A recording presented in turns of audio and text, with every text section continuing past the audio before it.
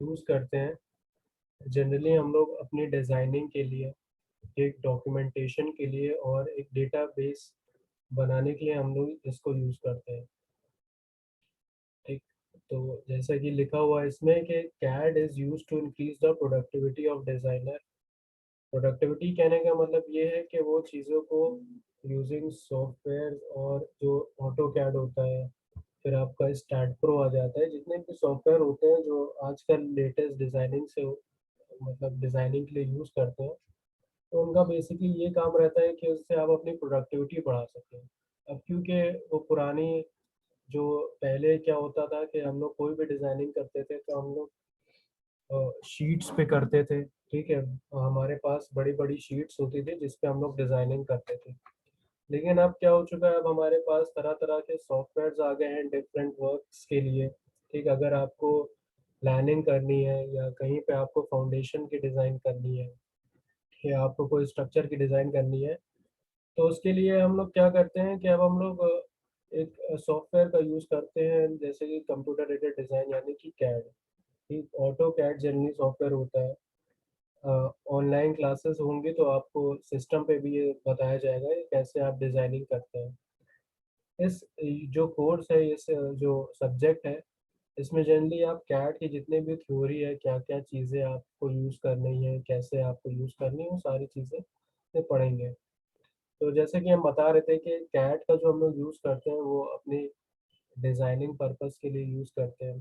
ठीक, आप कैसे अपने स्ट्रक्चर को कैसे प्लान आउट करो, कैसे फाउंडेशन डिज़ाइन करो, ठीक है?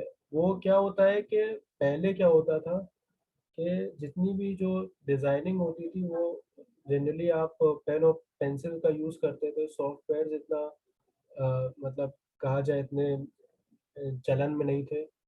तो हम लोग को क्या होता था कि कभी-कभार ऐसा हो जाता था कि कभी-कभार हमारी प्लान जो हमारे मैप्स होते थे, एक वो मिस आउट हो जाते थे, या उनमें कभी-कभार मान लीजिए आपने कहीं आपने जो आपका जो ड्राइंग है वो आपने कहीं ऐसी जगह पे रख दी जिसकी वजह से उसमें जो मार्किंग्स हैं या जो भी आपने उसमें जो लेंथ या जो भी आपने डायमेंशंस लिखी हैं वो आप मिस आउट हो गई, या मान लीजिए आपने डिज़ाइनिंग करी और किसी आपने डिज़ाइनर को दी वो डिज़ाइनिंग और वो सही से रीड आउट नहीं कर पाया, तो उससे क्या होता था कि आपकी पूरी स्ट्रक्चर डिज़ाइनिंग मतलब खराब हो जाती थी और जिसकी वजह से आपके जो एक्यूरेसी नहीं मेंटेन हो पाती थी। इसीलिए तरह-तरह के सॉफ्टवेयर्स आए, ठीक है? स्टैट प्रो, कैड आया, एक और भी बहुत मैटलैब आया, और मैटलैब से टाइम बहुत लगता है उसमें, मैनुअली करने में टाइम बहुत हाँ, ज़्यादा मैनुअली में लगता है। टाइम भी बहुत लगता है, ठीक है? मैनुअली बनाने में आपको टाइम भी लगता है, अब क्योंकि हमारे पास सॉफ्टवेयर है तो ये टाइम भी बचेगा इससे हमारा,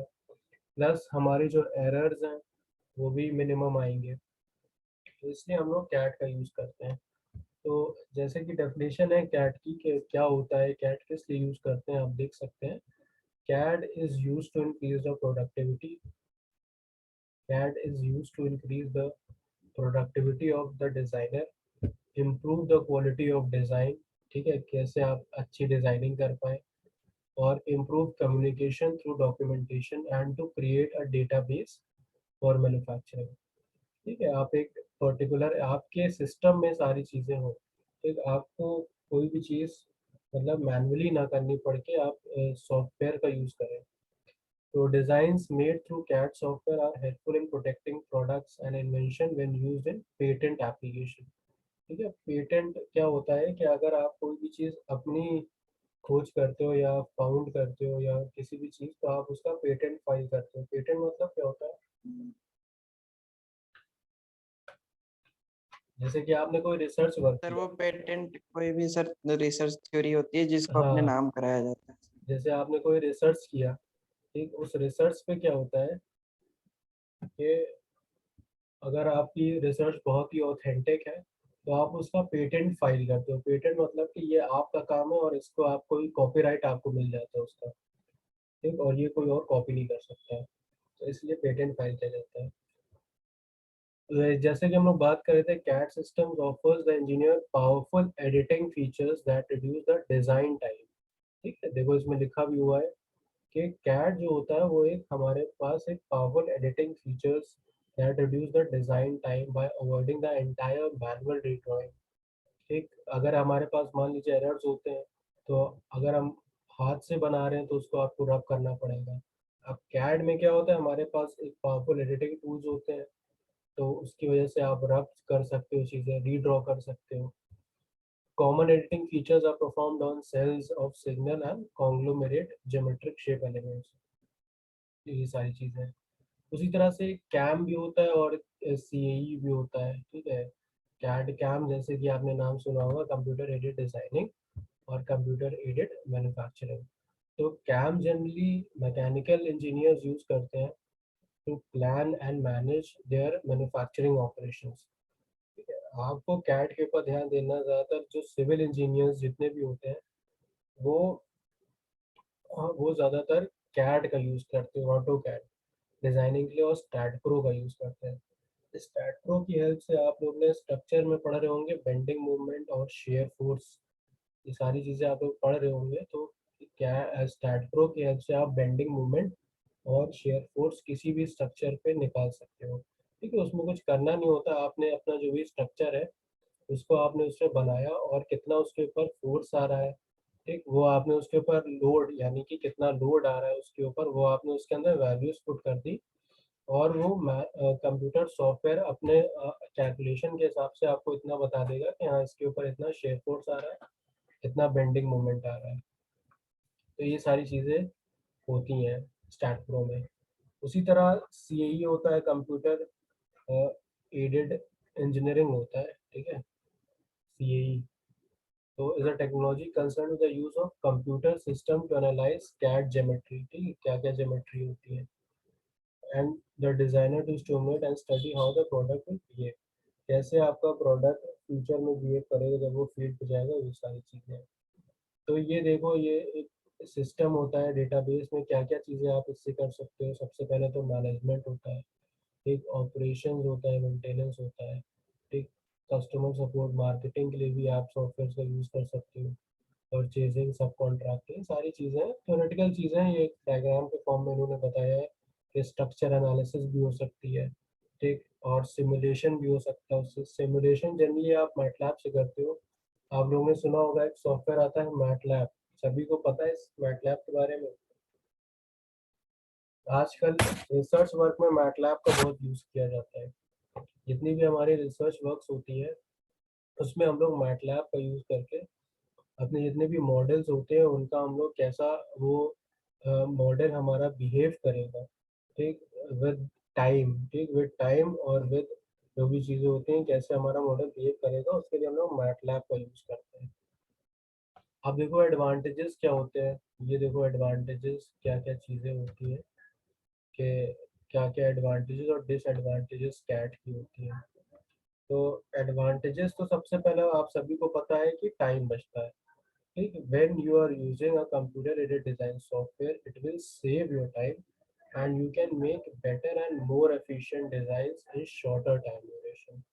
ठीक है, आप ना कि आप हाथ से ड्राइंग करो, तो जब हाथ से आप मैनुअली कोई चीज़ ड्रॉ करोगे तो उसमें एरर के चांसेस बढ़ जाते हैं। वही चीज़ अगर आप कंप्यूटर का यूज़ करके करो तो उसमें क्या होता है कि एरर के चांसेस बहुत ही कम होते हैं, मिनिमाइज हो जाते हैं, ठीक, और उन एरर्स को आप सही भी कर सकते हो, ठीक है, और आपकी ड्राइंग को आपको रब करना भी नहीं पड़ेगा। सारी चीज़ें आपका साइड टाइम बचाती हैं। सेकंड क्या एडवांटेजेस होता है कि ईज़ी टू एडिट, आप बहुत आसानी से चीज़ें एडिट कर सकते हो, ठीक, when you are making designs you may find the need to make alterations, ठीक, आपको ऑल्टरेशंस की ज़रूरत पड़ती है। When you are using computer aided design, जब आप कैड का यूज़ करते हो it will be much easier to make any changes because you can fix the errors and modify the drawing easily. With the help of CAD, you can fix your errors very easily and you can also modify your designs. Thirdly, इसमें क्या है कि decrease in error percentage, जैसे कि हमने बात करी कि error के chances बहुत ही कम हो जाते हैं, ठीक, as the CAD software makes use some of the best tools, क्योंकि इसमें इतने सारे भाई एडिटिंग फीचर्स होते हैं तो यू कैन मिनिमाइज एरर्स। आपके पास मैनुअली ड्राइंग में इतने आपके पास ऑप्शंस नहीं होते हैं एडिटिंग के, but with the help of CAD software आपके पास बहुत सारे ऑप्शंस होते हैं एडिटिंग के, and you can improve your drawing or improve your accuracy, minimize your errors with the help of CAD. उसी तरह डिक्रीज डिज़ाइन एफर्ट्स, तो यानी कि भाई क्योंकि जब भी हम लोग कोई भी स्ट्रक्चर डिज़ाइन करते हैं उसमें बहुत ही माइन्यूट माइन्यूट चीज़ें होती हैं।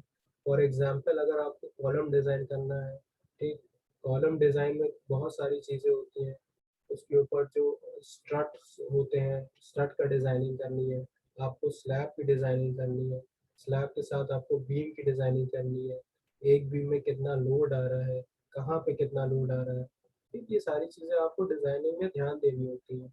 तो कैट की हेल्प से क्या होता है, you can decrease your designing efforts when it's come to the amount of efforts that was needed for the sake of designing different models. It has been reduced significantly because the software automates most of the tasks.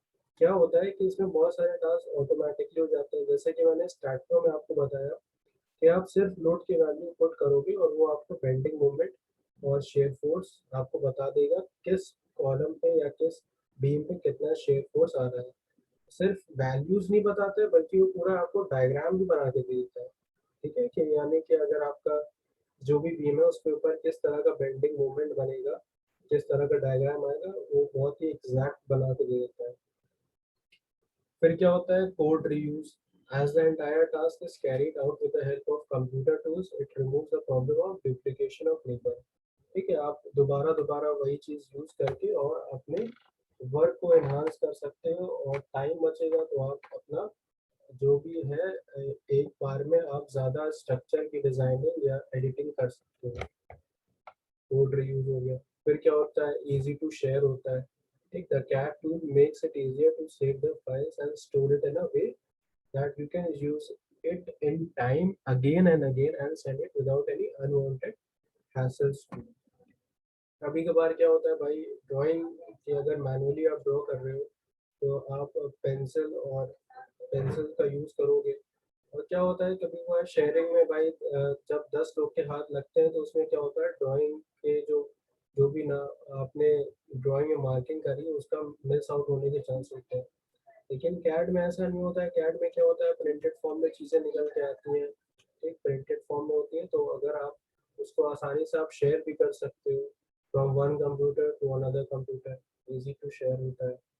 फिर क्या होता है, improved accuracy, ये तो मैं पहले भी बता चुका हूँ कि इससे आपकी एक्यूरेसी बढ़ जाती है, ठीक, आपके बहुत ही एक्यूरेट चीज़ें निकल के आती हैं, यानी कि मैनुअल में आपको बार बार आप कैलकुलेट करोगे फिर निकालोगे, लेकिन क्योंकि सॉफ्टवेयर में ऑटोमेटिकली जो फॉर्मूलाज होते हैं एम्बेडेड होते हैं, तो उसकी वजह से आपकी एक्यूरेसी और एनहांस हो जाती है।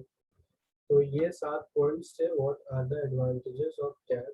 सिंपल है, कोई बहुत ज़्यादा टफ नहीं है। क्या क्या चीज़ें आप तो खुद जानते होंगे कि अगर हम कोई सॉफ्टवेयर का यूज़ करते हैं तो उससे हमारे एरर के चांसेस बच जाते हैं, टाइम बचता है, एक्यूरेसी इंप्रूव हो जाती है और हमारा कोड रीयूज हो जाता है, ठीक है, हमारे एफर्ट्स जो है डिक्रीज हो जाते हैं और हमारे एरर परसेंटेजेस घट जाते हैं। उसी तरह जो नेक्स्ट है, आप देखो डिसएडवांटेजेस क्या है। अब भाई ज़रूरी नहीं है कि जितने भी हम लोग सॉफ्टवेयर यूज़ कर रहे हैं उनके एडवांटेजेस ही हैं, कुछ डिसएडवांटेजेस भी आ जाते हैं। वो डिसएडवांटेजेस क्या क्या होते हैं ये देख लो। कि सबसे पहला क्या है, work can be lost due to sudden breakdown of computers. भाई ये प्रॉब्लम बहुत आम होती है कि आप डिज़ाइनिंग कर रहे हो और मान लो आपके सिस्टम में यूपीएस नहीं है और मतलब पावर ब्रेकडाउन हो गया, तो उससे क्या हो सकता है, आपकी सारी मेहनत बेकार हो जाएगी। मैनुअल में ऐसा नहीं होता है, आप एक बार बना रहे हो तो वो आपके पास जब जब तक कि आप खुद नहीं रब करोगे तो वो चीज़ें नहीं जाएंगी। लेकिन सिस्टम का क्या है, क्योंकि वो टेक्नोलॉजी उसका कोई भाई कभी भी कुछ भी हो सकता है उसमें।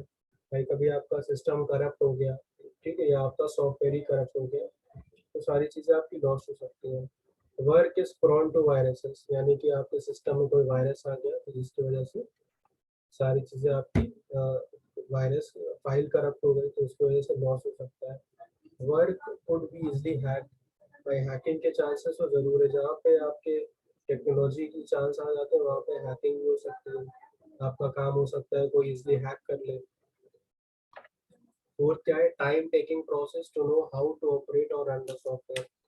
अब ये बात बहुत ज़रूरी है कि भाई हर कोई नया जो पुराने प्रोसेस से सारी मैनुअली ये सारी चीज़ें कर रहा है, तो उसके लिए सॉफ्टवेयर सीखने में ज़्यादा डिफ़िकल्टी होती है। ठीक, उसके लिए उसको टाइम देना पड़ेगा सीखने के लिए, उसको ज़्यादा वक़्त लगेगा सीखने के लिए।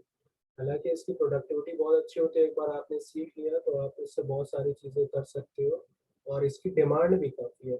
मोस्ट इम्पोर्टेंटली जिसको कैड और स्टैडफोर बहुत अच्छे से आता है, तो आजकल जो फ़ील्ड है सिविल इंजीनियर्स की जो फ़ील्ड है उसमें इनकी डिमांड बहुत होती है। ठीक है, एक साइट इंजीनियर तो बहुत आपको मिल जाएँगे, लेकिन डिज़ाइनर आपको बहुत कम मिलते हैं, जो प्रोसेस को ईज़िली डिज़ाइन कर सके, जो हमारे स्ट्रक्चर को ईज़िली डिज़ाइन कर सके। वैसे जो हमारे जो इंजीनियर्स होते हैं उनकी डिमांड काफ़ी है। फिर क्या है, हाई प्रोडक्शन और purchasing cost of new systems, क्योंकि हमारे ये हेवी सॉफ्टवेयर्स होते हैं, जो स्टैट प्रो होता है, मैटलैब होता है, ठीक है, इनमें रैम की रिक्वायरमेंट ज़्यादा होती है। हमारे पर्टिकुलर जो का सिस्टम की रिक्वायरमेंट होना चाहिए कि आपका प्रोसेसर कितना होना चाहिए, ठीक है, आपका जो जो आई कोर्स i7 होना चाहिए, ठीक, मिनिमम जो भी चीज़ें रिक्वायरमेंट होती है उसी में चल पाएगा। सॉफ्टवेयर अगर इससे नीचे रखेंगे तो नहीं चल पाएगा, तो आप मिनिमम रिक्वायरमेंट फुलफिल होना चाहिए। अब जितना महंगा सॉफ्टवेयर होगा उतना ज़्यादा उसकी कॉस्ट होगी, और वो उसका भाई आपकी कॉस्ट बढ़ जाएगी। 6 क्या है, time and cost of training the staff which work on it. भाई आपको अगर स्टाफ रख रहे हैं तो उनको ट्रेन करना पड़ेगा उस हिसाब से, so that they are fully efficient to use that software. Next क्या है, need of regular updating of software.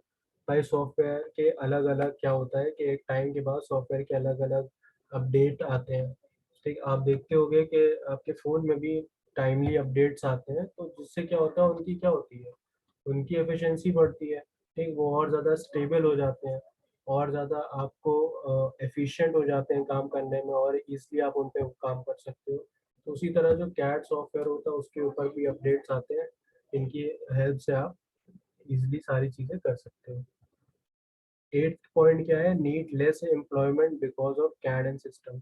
अब क्योंकि देखो, जब चीज़ें हमारी टेक्नोलॉजी जहाँ पे जुड़ जाती है, वहाँ पे क्या होता है, एम्प्लॉयमेंट घट जाता है।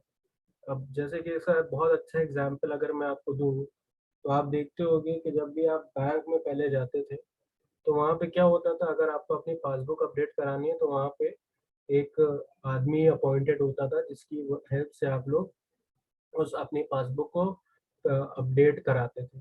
लेकिन अब क्या हो गया है? अब क्या हो गया, वहाँ पे एक मशीन रख दी गई है। तो इसकी वज़ह से एम्प्लॉयमेंट गया कि नहीं गया? Yes, sir. है कि नहीं? एम्प्लॉयमेंट खत्म हो गया। भाई जिस एक एक उसके लिए जिस जिस चीज़ के लिए हम लोग एक मैनुअल पावर यूज़ कर रहे थे उसके लिए, अब आप वहाँ पे मशीन आ गई है, तो एम्प्लॉयमेंट खत्म हो गया। अब क्योंकि पहले डिज़ाइनिंग करते थे तो उसमें कई लोग लगते थे, जिनकी वज़ह से एम्प्लॉयमेंट बढ़ता था।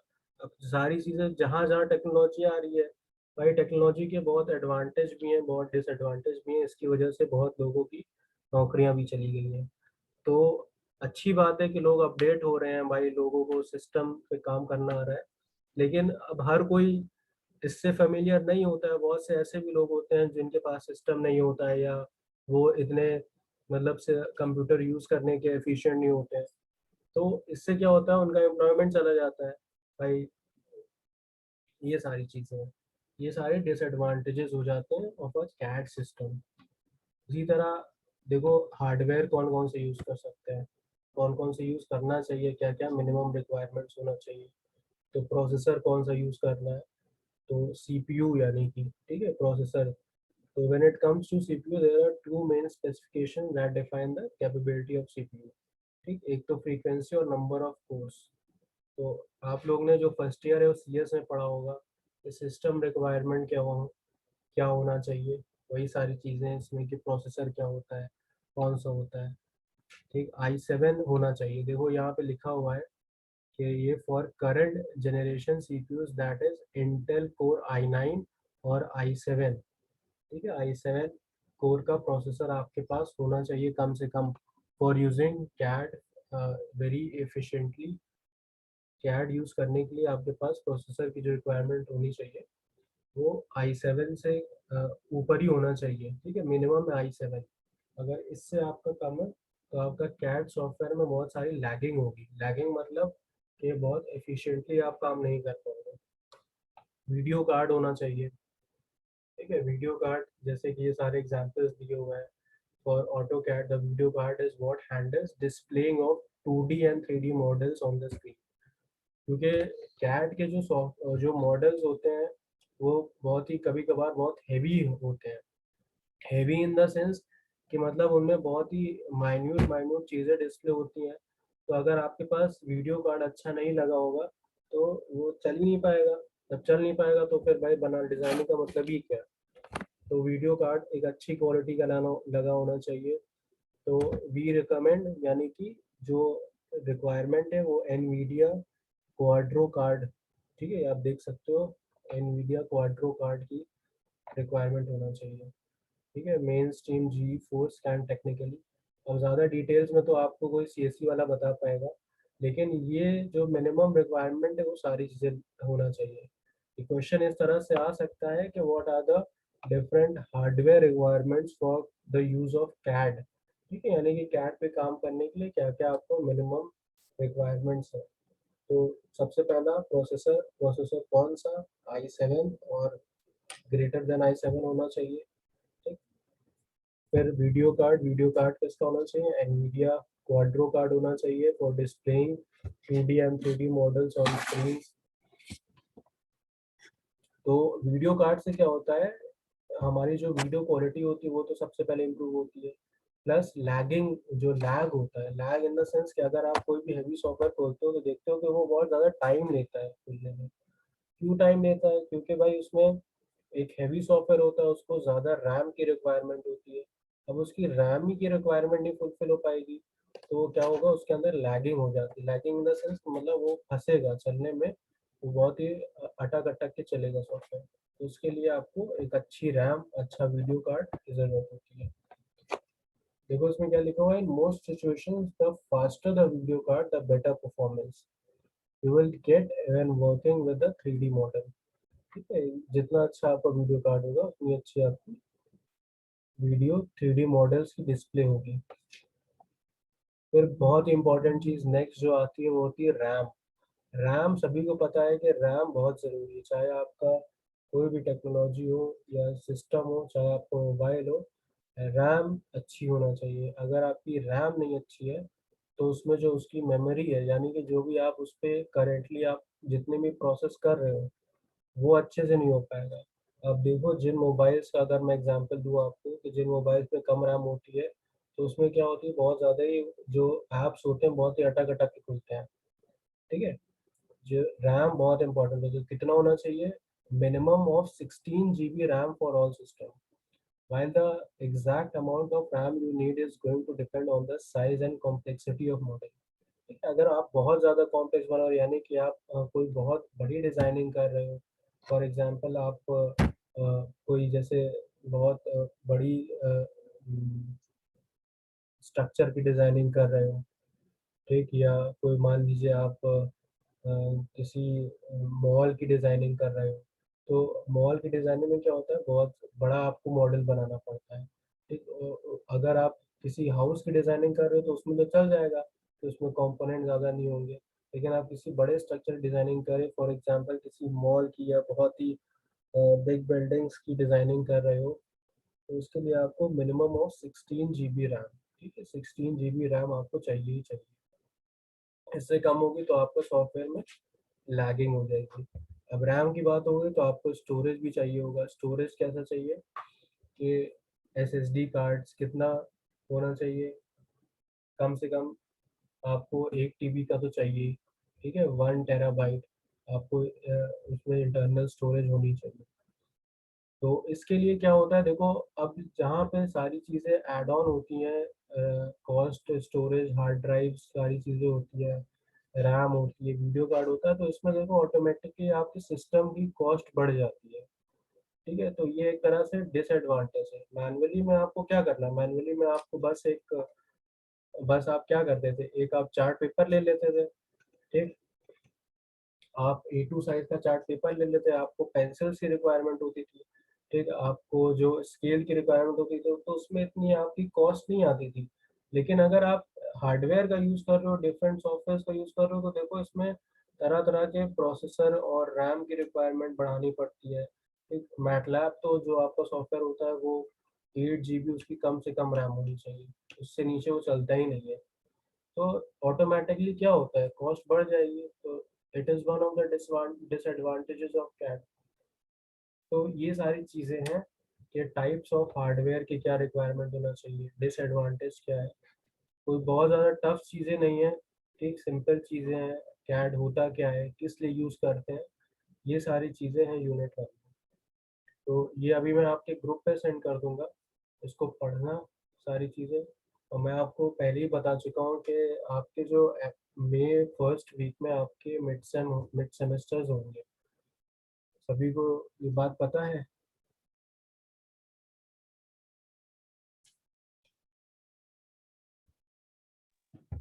Yes sir. हाँ, तो मई जो फर्स्ट वीक है उसमें आपके मिड सेमेस्टर्स होंगे। उसमें 2 यूनिट्स आएंगी। ठीक, कैड की फर्स्ट यूनिट में इतना ही था। ठीक है, अब देखो ये इसमें यूनिट देख लो कैड की। मैं पहले ही बता चुका हूँ, इसमें थ्योरेटिकल क्वेश्चन आता है। Elements of computer aided design and its advantages over conventional design, वो हम लोगों ने डिस्कस कर लिया। Types of hardware required for CAD work, तो यूनिट वन में इतनी ही सारी चीज़ें थी। इसमें कोई किसी को कोई दिक्कत है या कैड में, या भी मैं आपके ग्रुप पे सेंड कर दूंगा कंप्यूटर एडेड डिजाइन यूनिट। किसी को कोई चीज़ पूछना है इसमें तो पूछ ले।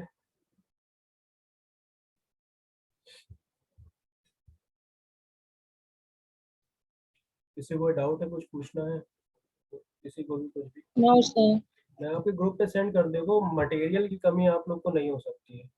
कोई बच्चा ये नहीं कह सकता है सर मेरे पास इस सब्जेक्ट के नोट्स नहीं है, ये टॉपिक नहीं है मेरे पास। मैंने आपको सारी चीज़ें भेजी हैं।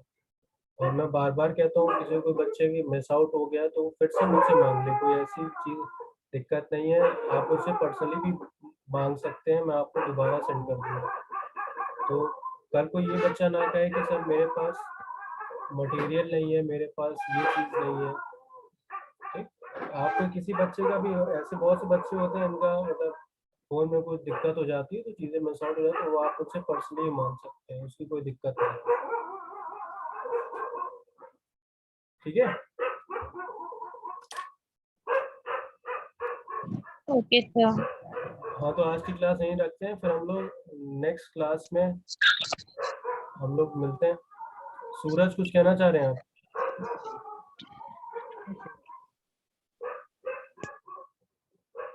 ठीक है, फिर नेक्स्ट क्लास में हम लोग मिलते हैं।